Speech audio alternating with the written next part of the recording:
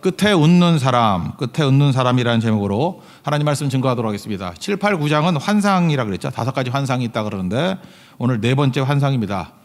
앞에 세 가지 환상은 메뚜기 환상, 이렇게 불 같은 바람 환상, 그리고 다림줄 환상 그랬습니다. 4번째는 여름 과일 환상입니다. 갑자기 뚱딴지 같이 여름 과일 한광주리 환상 이게 뭐냐 그러는데 그 밑에 난해주 한번 1번 보십시오. 뭐라고 돼 있죠? 여름 과일 이퀄 뭐라고요? 끝하고 발음이 똑같다 그랬죠. 그러니까 똑같은 건 아니고 히브리 단어는 자음만 있고 모음이 없다 그랬잖아요. 그래서 여름 과일은 카이츠라고 발음합니다. 카이츠. 그리고 끝은 캐츠.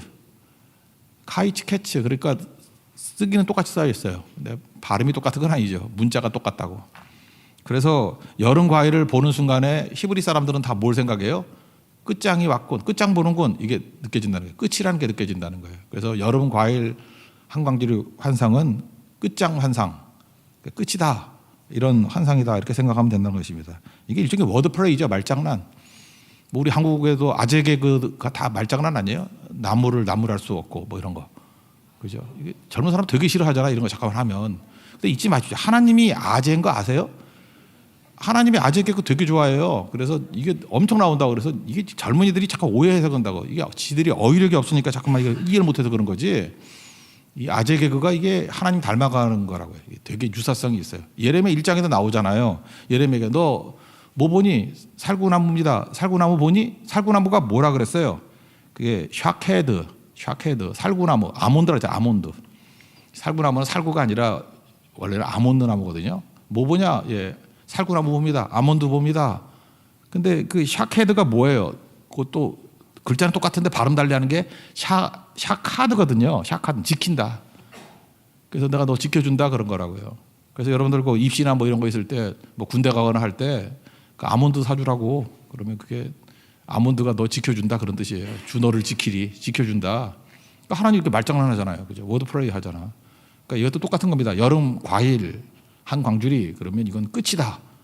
그러니까 끝장 본다 이런 거죠. 이걸 조금 더 이제 깊이 있게 제가 너무 깊이 얘기하나 깊이 있게 얘기한다 그러면 혹시 남자와 여자가 이렇게 헤어질 일이 있습니까? 혹시 헤어질 일 있을 때 헤어지자 그러면 유치하잖아. 여름 과일 한광주리 보내주세요. 그럼 끝이다 그런 거라. 끝이다. 알겠죠? 끝이다. 그게 뭘 알아야 통하지. 날 사랑하는가 봐. 과일 줬는가 봐. 그러면 끝나는 거고. 이게 내용을 안다 그러면 여름 과일 한광주리는 끝이다. 그죠? 끝이다. 카이츠와 캐치의 차이점. 그런 거라고 이해하면 된다라는 것입니다. 그러니까 이 4번째 환상은 뭐예요? 끝장 환상이에요. 끝장. 너 그렇게 불순종하면 넌 끝이다. 끝이 뭡니까? 심판이다. 그런 뜻이겠죠. 그런 관점에서 읽으면 이해가 되겠죠. 1절과 2절 다 같이 읽겠습니다. 시작. 주 여호와께서 내게 이와 같이 보이셨느니라. 보라, 여름 과일 한 광주리이니라. 그가 말씀하시되 아모스야, 내가 무엇을 보느냐? 내가 이르되 여름 과일 한 광주리니이다. 하매 여호와께서 내게 이르시되 내 백성 이스라엘의 끝이 이르렀은즉 내가 다시는 그를 용서하지 아니하리라. 그러니까 여름 과일 한 광주리 줄긋고 뭐하고 이퀄하고 해야 돼요? 끝. 이스라엘의 끝이 이르렀느니라. 그러니까 끝하고 똑같다라는 얘기입니다. 이거 성경에 도처에 나와요. 예레미야 24장에 보면은 1, 2절에 그런 게 나온다고. 그 무화과 2광주리가 나와. 2광주리. 과일 2광주리. 그래서 한 광주리는 잘 익은 좋은 무화과고 또 한 광주리는 나쁜 무화과예요. 이게 무슨 뜻이에요? 예레미야 24장 쭉 읽어보라고. 내용이 그게 무슨 뜻이냐면은 하나님께서 예레미야를 통해서 바벨론에 항복하라 그랬잖아요. 항복한 자들은 좋은 광주리라는 거예요. 너희들은 살아서 돌아온다. 근데 막 길길이 뛰면서 우리가 왜 망하냐 안 망한다 그러고 애굽으로 가고 저항 가고 하는 사람들은 나쁜 광주리라는 거예요. 다 죽는다. 그래서 이 과일 광주리가 뜻하는 게 뭐예요? 끝이라는 거예요. 끝장을 볼 때 살 길 찾아라 그런 의미가 있고요. 또 미가서 7장에도 나와요. 7장 1절과 2절에 보면은 그 재앙이로다 여름 과일 딴 후에 뭐 없다 이런 표현이 나오고 2절에 보니까 경건한 자가 세상에서 끊어지고 그 다음에 정직한 자가 사람들 가운데 없도다. 여기도 뭐가 나와? 여름 과일 그 말하고 그 다음에 끊어졌다, 없도다, 끝장났다 이거 막 섞여 있다고. 그러니까 우리 한국 사람은 미가서 7장 읽으면서 뭐 그냥 슬쩍 넘어가겠지만 히브리 사람들이 이걸 볼 때 하나님의 아재 개그거든. 워드 플레이거든요. 그래서 여름 과일 그러면 큰일 났네. 끝장이네. 그런 거라고요. 그런 개념이 있다는 거죠. 여름 과일하고 제일 비슷한 것 중에 하나가 실제로 그렇대요. 이게 빨리 상하잖아요. 여름 과일이. 그래서 우리말하고는 숙주하고 비슷하고 숙주나물이 빨리 상하잖아요. 그러니까 숙주를 주면서 이제 끝장났다. 이제 곧 상한다. 뭐 이런 의미가 포함되어 있다는 것입니다. 이게 오늘 내용이에요. 그러니까 끝이라는 것은 절망이 아니죠. 성경은 항상 우리에게 소망을 주고 있는 것입니다. 끝이니까 끝을 피해야지. 그렇게 끝나면 안 되는 거지. 그러니까 메시지가 나오는 거죠. 그래서 끄트머리잖아요. 끝이 시작이라고. 끝이라는 것을 깨닫고 살 길을 시작해야겠죠. 그래서 오늘 굳이 말한다 그러면 두 가지. 먼저 아는 것부터 먼저 합시다. 첫 번째는 말씀의 사람이 되는 거예요. 11절이거든요. 하나님께서 끝에 기근을 주시는데 기근의 특징이 뭐냐? 그냥 먹을 것이 없는 기근이 아니라 말씀을 듣지 못한 기근이다. 이거 되게 유명한 구절 아닙니까? 11절을 다 같이 읽겠습니다. 시작. 주 여호와의 말씀이니라. 보라 날이 이를지라. 내가 기근을 땅에 보내리니 양식이 없어 주림이 아니며 물이 없어 가람이 아니요 여호와의 말씀을 듣지 못한 기갈이라. 그러니까 카이츠, 캐츠, 끝이 오는데 이게 말씀 듣는 것도 항상 있는 게 아니라는 거예요. 말씀 듣는 것이 끝이 올 때가 있다라는 거예요. 그러니까 끝장 보려고 그럴 때 다시 우리가 해야 될 게 뭐예요? 말씀 붙드는 인생 살아야 된다. 그런 거죠. 우리나라의 예를 한번 든다 그러면 한국에 제일 먼저 복음이 들어온 게 평안도 아니고 평양. 그래서 동양의 예루살렘 그랬습니다. 그래서 우리 교단 신학교도 평양 신학교에서 시작됐어요. 신학교도 서울이 아니었어요. 그 기독교의 수도는 평양이었다고. 그래서 평양에서 뭐 평양 대부흥도 일어나고 신학교도 평양에 있고 뭐 그 주기철 목사님부터 시작해서 우르르 나오는 그 순교자들 다 평양 신학교 출신들이에요. 다 거기. 근데 끝이 오죠. 그러다가 끝이 오니까 지금은 평양 가면 예배도 못 드리잖아요. 예배 뭐야? 다 끝장나는 거지. 그런 거죠. 우리도 그랬죠. 항상 예배 드릴 수 있는 줄 알았더니 이 코로나 바이러스 때문에 예배도 못 드리고 그럴 때도 있었잖아요. 깨닫게 되는 거죠. 그러니까 뭐 지금이 기회라는 거죠.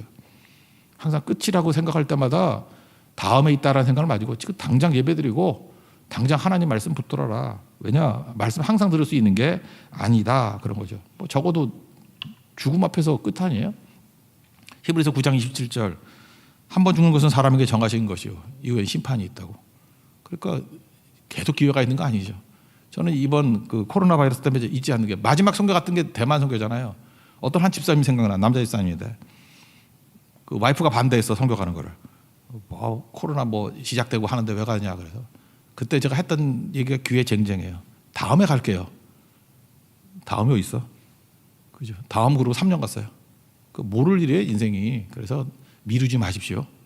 말씀 듣는 거 미루지 말고 하나님의 부르심에 절대로 미뤄서는 안 된다는 거예요. 자꾸만 미루면 하나님이 과일 한 상자 보내줘요.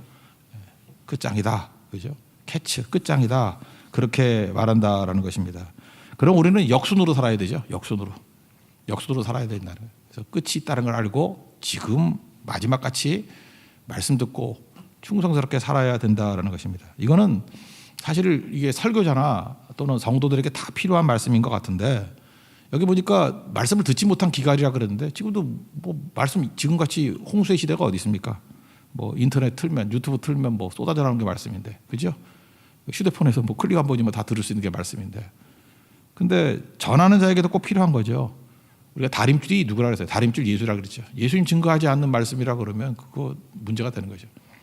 제가 어저께 창조적 긴장 얘기하지 않았습니까?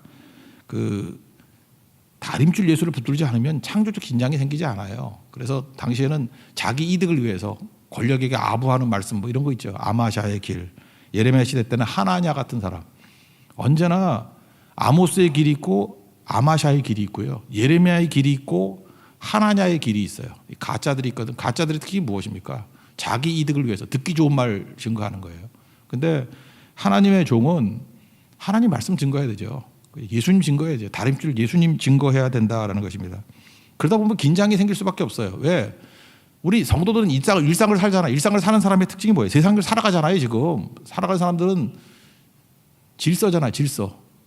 그래서 여러분 세상에서 잘 사는 사람은 질서 있는 사람이에요. 깰 때 깨고 정확한 시간 지키고 성실하고 이런 사람이 세상에 성공해. 세상은 질서를 얘기하거든요. 그래서 막 지각하고 늦게 오고 한 사람 막 잘라버리고 막 그러잖아. 좋은 평가 못 받고. 세상은 질서이기 때문에. 그죠? 그래서 사람들은 변화를 싫어해요. 그냥 쭉 가기를 원한다고. 변화를 되게 두려워하고. 근데 하나님 말씀의 본질은 뭐예요? 변화잖아요. 비전 선포니까. 그러니까 긴장이 될 수밖에 없습니다. 성도들이 원하는 것과 하나님이 원하는 것에 긴장이 있을 수밖에 없어요.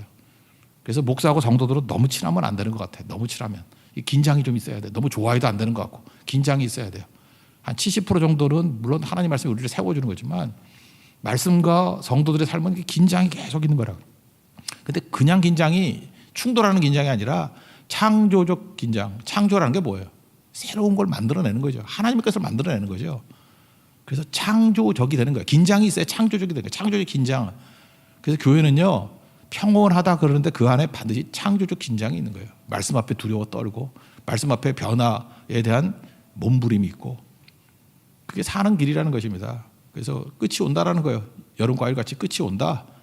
말씀 못 듣는 기갈이 올 거다. 그러니까 끝이 올수록 우리가 해야 될 일이 무엇입니까? 말씀에 생명 걸고 말씀 붙드는 인생이 돼야 된다.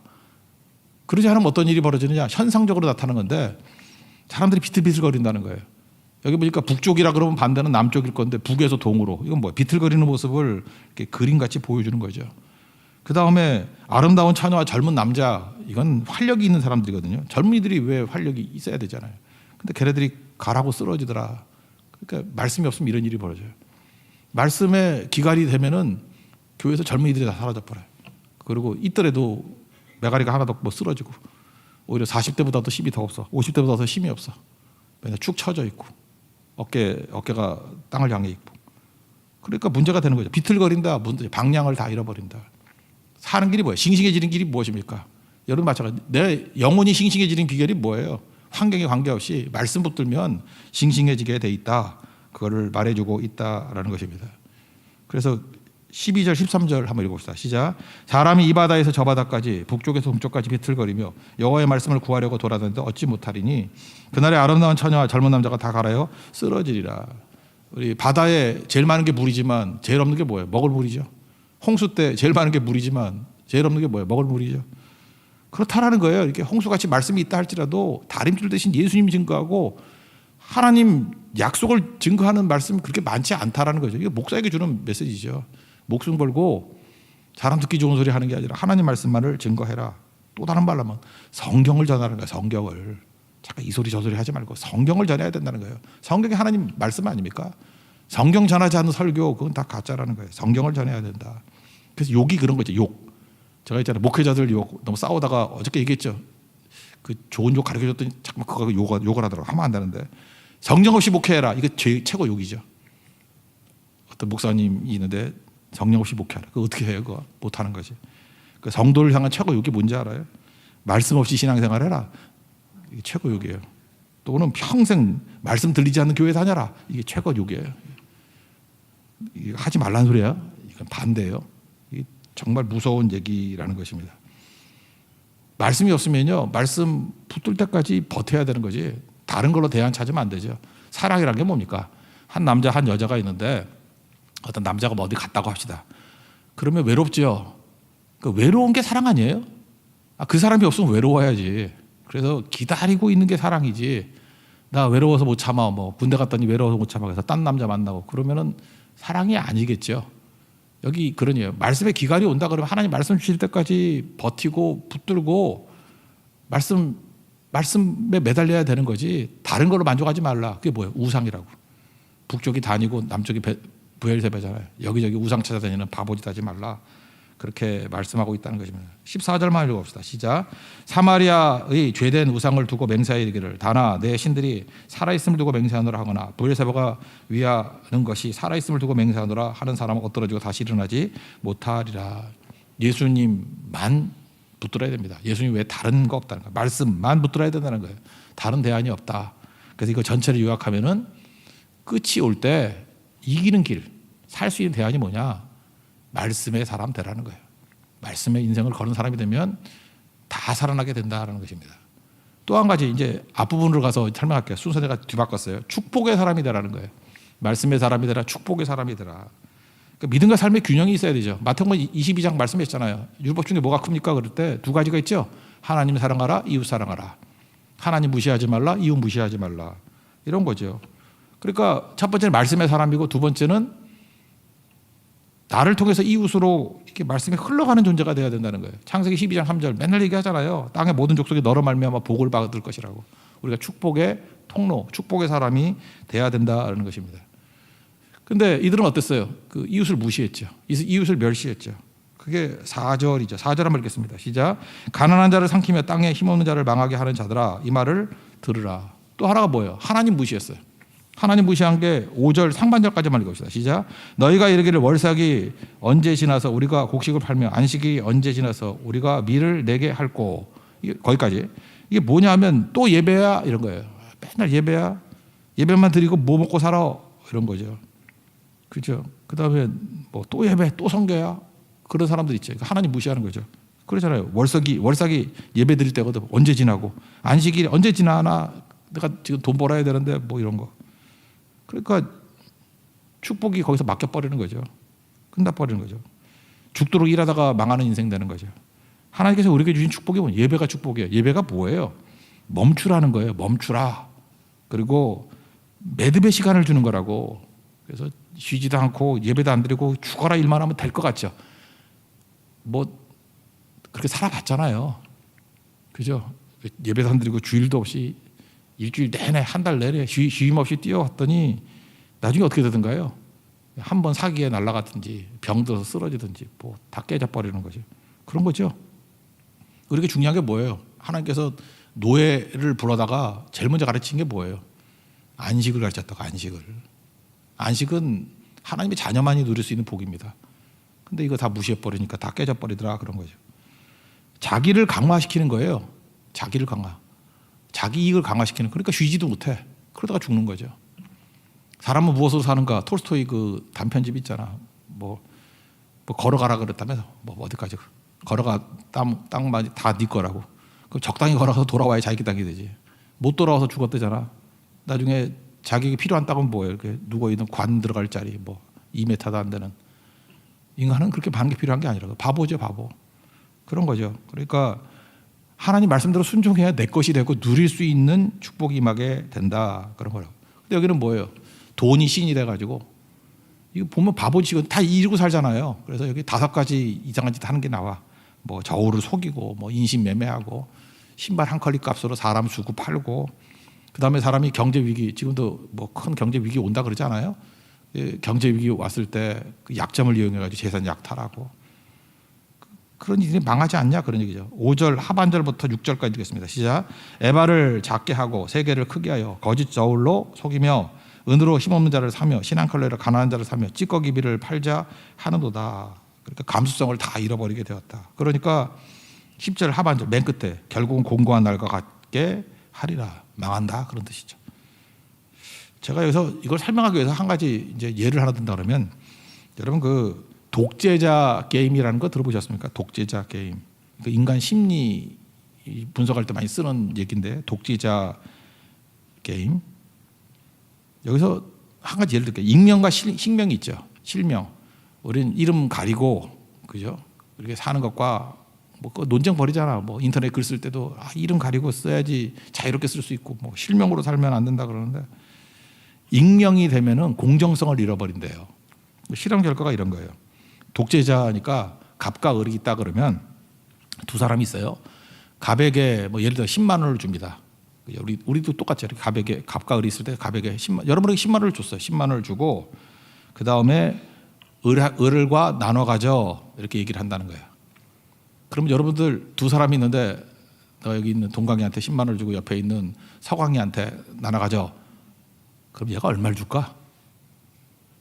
이게 다 보고 있으면 거의 5만 원 비슷하게 준대요. 보고 있으니까 그죠? 10만 원 갖고 야, 둘이 나눠 가져. 그러면 근데 실제로 조사해 보니까 6대 4야. 지가 6만 원 갖고 4만 원 줘. 인간이 그렇다는 거예요. 그래도 누가 보면 실명일 때는 6대 4 정도로 나눈다는 거예요. 그래서 조사 결과 이런 거예요. 사람 마음속에는 타인을 존중하는 선호도가 있다.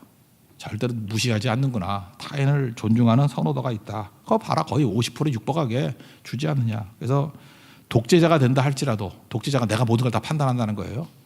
사람은 그렇게 인색하게 굴지 않는다라는 1차적인 결과를 냈어요. 그게 인간이다. 그럴 수도 있죠. 그래서 공정성이 있다는 거예요. 우리 마음 가운데. 근데 문제는 뭐냐. 이게 실명일 때 얘기해. 실명일 때 싹 가려놔. 이제는 동광리도 아니고 서광리도 아니고 그냥 은광이야. 안 보이는 광이야. 그죠? 익명으로 해놓으니까 얼마가 갔느냐? 2만 원 갔어요. 2만 원. 되게 약해지죠. 4만 원 주던 애가 2만 원으로 확 약화가 된다고. 그래서 여기에 이 조사 결과의 핵심은 뭐냐면 사람은 익명으로 살면 안 되고 실명으로 살아야 된다. 실명으로 살 때 훨씬 공정해지고 하나님 앞에 떳떳하게 산다는 거예요. 그래서 제가 젊은이들한테 데이트할 때도 뭐 그런 얘기를 해요. 밝은 데서 살아라. 그다음 밝은 데서 데이트해라. 그래야 부작용이 없어요. 이게 독지자 게임에서 나오는 첫 번째 결론이에요. 두 번째 실험을 한번 해봤어요. 어떤 실험을 했냐면은 이제 갑과 을에게 갑한테는 10만 원을 주고 을한테는 10,000원을 줬어요. 그리고 그러니까 전혀 없는 건 아니죠. 10,000원은 있는 거야. 그리고 갑한테 이렇게 얘기를 해요. 너 10만 원 갖고 있지. 그리고 을이 지금 10,000원 있다는 것을 알려줘요. 너는 10만 원 갖고 있고 쟤는 10,000원을 갖고 있어. 너 독재자니까 네가 마음대로 할 수 있어. 네 10만 원 가지고 줄 수도 있고 또 네가 독재자니까 뺏어올 수도 있어. 10,000원을. 그렇게 조건을 만들어줘요. 그러니까 허락이죠. 줄 수도 있고 빼앗아 올 수도 있다라고 하는 모든 가능성을 다 허락을 했어요. 이게 자유의지죠. 모든 걸 다 허락을 했어. 허락을 했더니 생각보다 많은 사람들이 10,000원 뺏어오더라는 거예요. 이건 또 뭐예요? 익명으로 했을 때요. 10,000원 뺏어오는 사람들이 많다는 거예요. 그러니까 왜 뺏어오느냐? 자기 10만 원이나 있는데도 불구하고 빼앗아도 된다라는 전제 조건 허락을 했더니 허락하면 사람은 한다는 거예요. 되게 무서운 거죠. 그래서 맨날 그 목사한테 와서 그러잖아요. 술 먹어도 구원받나요? 담배 펴도 구원받나요? 뭐 해도 구원받나요? 잠깐 묻는 이유가 뭐죠? 허락받으려고. 허락받는데 왜 무서운지 알아요? 허락받으면 사람은 한다라는 거예요. 이게 참 무서운 거죠. 그 나단 선지자 얘기하잖아요. 100마리 양 갖고 있는 사람이 있어요. 한 마리 양밖에 없어. 그 딸같이 키우는 집이래. 근데 허락만 되면요. 한 마리를 뺏어오는 게 인간이에요. 그래서 여기서 중요한 게 뭐냐 하면 허락이에요. 허락. 마귀는 계속해서 우리에게 죄를 지으라고 허락한다는 거예요. 하나님 앞에 살아. 코람데오. 하나님 앞에 살아가지 않으면 인간은 무너지게 된다. 그래서 여기 이 독재자 게임에서 결론은 뭐 여러 가지 결론인데 두 가지 결론이에요. 하나는 익명으로 살지 말고 실명으로 살아라. 두 번째, 세상이 계속해서 뭐 동성애도 해도 된다, 뭐 해도 된다. 잠깐 이렇게 무브먼트 하는 이유가 뭐예요? 허락받으려고. 허락이죠. 허락하면서 반드시 인간은 하게 돼 있어요. 그렇게 우리를 무너뜨리게 된다라는 것입니다. 그러면 우리가 해야 될 게 뭐예요? 하나님께 우리가 축복 받았잖아요. 먼저 책임감이 있어야 되고 사명으로 살지 않으면 다 타락한다는 것입니다. 우리는 지금 평균보다 더 받은 분들이 많잖아요. 책임감과 사명으로 살지 않으면요 무조건 독재자입니다. 다 망하게 돼 있어요. 여기 나오는 사람이 남 얘기가 아니에요. 이게 우리 얘기가 될 수 있다는 것입니다. 축복의 사람이 돼야 됩니다. 나를 통해 흘러가는 사람 되지 않으면 아무것도 안 된다는 거예요. 가인과 아벨 볼 때 가인이 더 센 놈이었어요. 그죠? 형이고 아벨이 약하잖아요. 근데 하나님 앞에 예배 드릴 때 그 예배 하나님이 받았다고 그것 때문에 열받아가지고 시기 질투해가지고 동생 차 죽이잖아요. 하나님이 뭐라 그래요? 창세기 4장 9절을 보니까 가인에게 내 아우 아벨이 어디 있느냐? 우리 뭐라고 대답하는지 알아요? 내가 모릅니다. 거기서 끝나는 게 아니라 내가 아우를 지키는 자입니까? 성경이 이 말씀이 뭐예요? 그래, 너 아우를 지키는 자가 돼야 돼. 그게 메시지예요. 여러분 제발 이런 소리 하지 마세요. 내가 뭐 다른 사람들에게 도와줘야 돼요? 내가 뭐 그럴 뭐 책임이 있어요? 예, 책임이 있어요. 내가 아우를 지키는 자니까? 예, 맞아. 너 아우를 지키는 자야.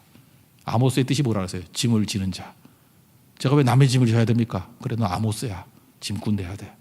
그게 사명이야. 그게 책임감이야. 그러면 삽니다. 왜 우리를 뭐로 불렀기 때문에? 축복의 통로로 불렀기 때문에. 축복의 사람을 불렀기 때문에. 그래서 마지막 끝이 올 때 요약하면 이걸 언제 다 외우겠어요. 마지막에 올 때일수록 말씀에 목숨 거십시오. 말씀의 사람 되시고 마지막에 올 때일수록 책임감에 내가 아우를 지키는 자입니까? 아우를 지키는 자야. 축복의 사람 되십시오. 그럼 살게 돼 있습니다. 캐츠, 마지막이 아니라 카이츠. 여름 과일이 온다 할지라도 하나님 앞에서 구원받고 살 수 있는 새로운 길이 열리게 될 것입니다.